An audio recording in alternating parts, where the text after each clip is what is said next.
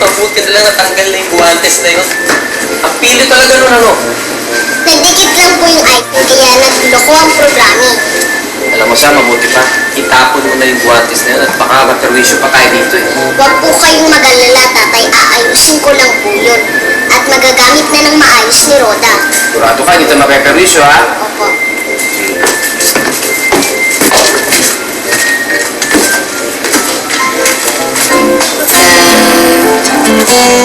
Para ba pag Gina yung sustain? Basta yung susuportahan niyo siya sa pasok ng Burns dito. Honey, ano ginagawa niyo? Kasama pa yung little brother band dyan. Hindi, Dad, kasi nagpapatulong ako dahil meron akong ginawa lang ng konti. Wala lang, papatulong lang ako sa kanila. Tingin nga, baka naman kaya kong Ano? tugtugin eh. Aba, ganda yan ah. Oo, Ganda yung okay to. konti. Maganda. Actually, ganda na pagkakasulat. Ganda ba? Sumusubukan? Problema, wala. Ba't tayo kakanta? Ito talaga Aba, ikaw mukha naman ano. Kompleto. Sakto pa sa height ko ah. Kasi mo ba? Sige, sige. Turo ko muna sa'yo yung una. Sige, sige. Tingnan ko kung makakasunod.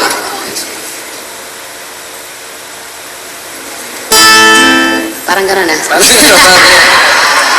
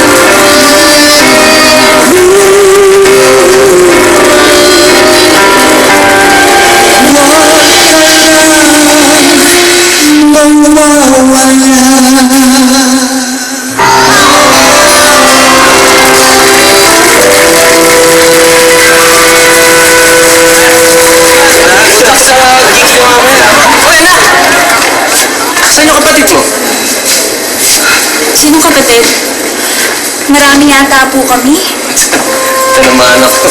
Masyado mapagbiro. Si Roda, hinahanap ko kasi si Roda. Matagal pa po yun kasi hirap-hirap po siya sa gamit eh. Ay siya, tara na tayo dito, bilis. Ako? Huwag na, baka may sorbo ko lang kayo eh.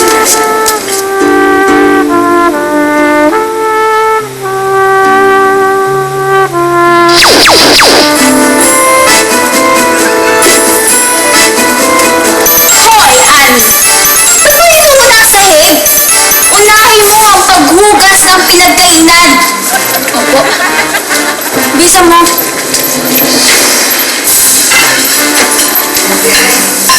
Mamaya na yan, Ann! I-pedicure mo muna ako!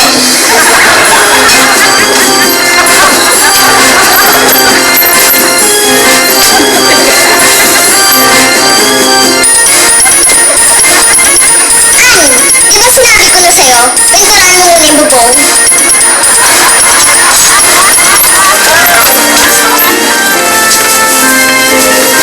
Ani! Please, ang pagkuskus ng sahig. Nauna.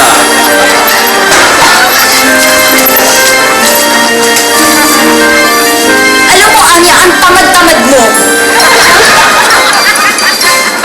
Sabay-sabay na! Ani! Nasa na ba balosong ka na pinagagawa ko sa'yo?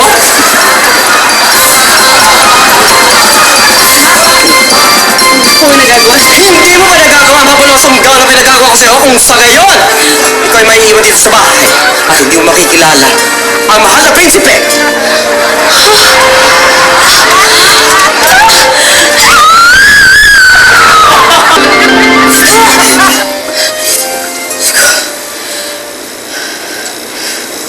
Panaginip lang wala.